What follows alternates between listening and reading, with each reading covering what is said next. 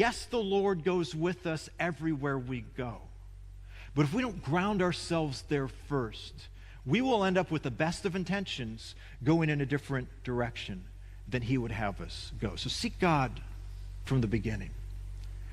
And here's the second part. We've talked a little about this already. If you're obedient to the if part of God's promises, God will be faithful with the then. If you're obedient with the if part of God's promises, you can count on the fact that God will be faithful with the then. You know, how many of you love when God promises something? We all do.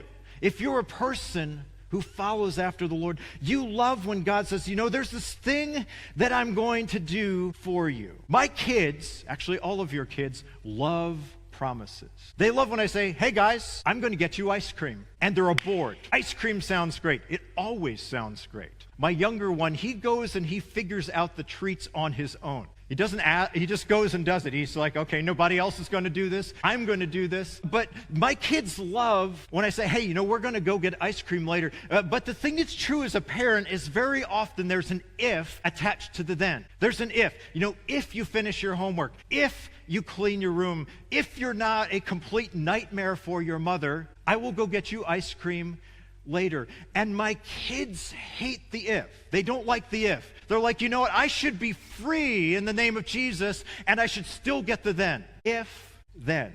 We try very often to claim the promises of God because the then is so appealing, but we miss the if. Like, for instance, there's this verse in Psalm chapter 37. It says this: God gives us the desires of our heart. God gives us the desires of our heart. That sounds great. It says, you know, there's this thing I want. It can even be a very good thing, and God's going to help me get the thing. But there's an if before the then. And the if goes something like this: delight yourself in the Lord, and then he will give you the desires of your heart. And I think what happens when we delight ourselves in the Lord is the desires of our heart begin to change. They begin to come into alignment. This, by the way, is why it's so important to read the scriptures in context. It's important to read entire sections of the Bible. It's why we do it here at Long Hill Chapel. It's why we grapple with and struggle with the difficult parts and not just the parts that we like.